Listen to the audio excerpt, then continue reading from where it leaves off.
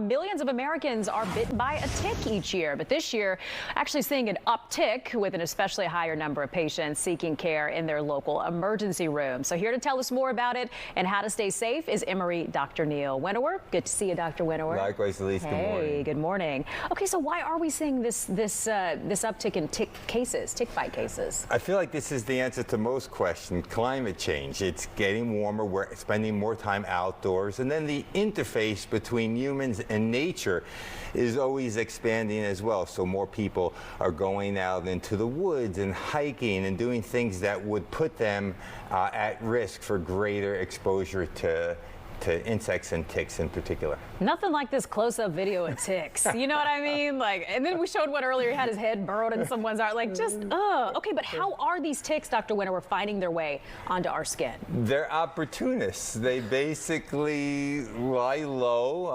in low-lying vegetation or tall grasses, and they're particularly adept at jumping off those areas and going onto your clothes and onto your exposed skin. So basically, they just hang out waiting for a ride, essentially.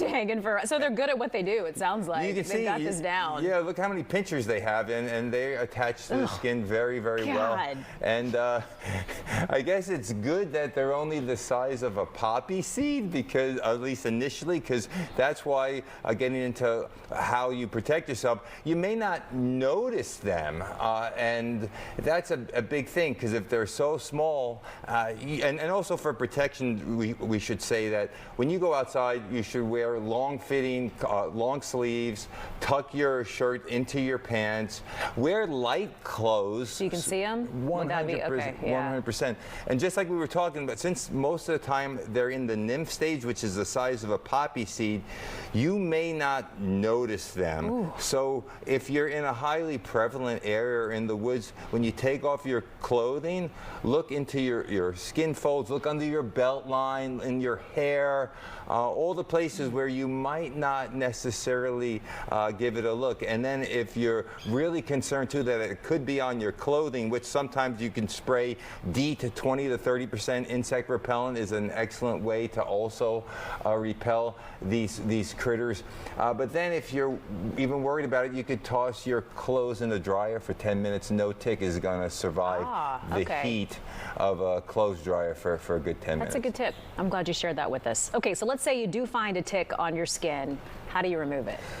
Get out an old pair of tweezers and get as close to the skin as possible. Don't try to do anything else like burn it or try to put anything like alcohol or oils on. Just basically get under the skin as much as you can, and then the motion is not a twisting or tearing. Just lift straight up with the tweezers and out the tick should come. Because you don't want to leave the head in, right? You need to get that entire... Yes, and the longer the tick stays in your skin and starts to engorge with blood, the more it's going to be burrowed, and the more you want to make sure that you get it out cleanly. You know, that's really wild. I didn't realize they were so small. That I can see how what you're saying, they could be easy to miss with as small as they are when they make contact with you. 100%. Yeah. We all have small birthmarks or or they seem to also like to go into areas where you got to really crane your neck and twist to really make sure that you get a good look. So the shower is a good place also to check and make sure that there's nothing irregular about your skin, but you should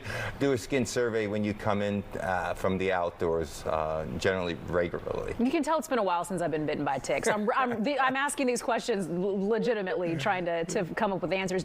How long does it take for you to start to feel the itch? Yeah, well, this is an important thing. Well, usually you start to feel an itch after it's been in the skin for over 24 hours. Okay. But a good thing about transmitting of an infection, that's why you may not notice it initially, but it takes at least 36 hours for an infection, particularly Lyme disease, to be at risk. So if the tick has been on you less than a day and a half, you don't need any preventative antibiotics. Just remove the tick and you're fine. And even if it's been more than 36 hours, you may not need antibiotics for prevention if you're not in one of those highly prevalent areas like the Northeast, where the presence of Lyme disease is so high that if you have a tick on you for 2 days or more, you definitely will get treated with preventative antibiotics, doxycycline typically.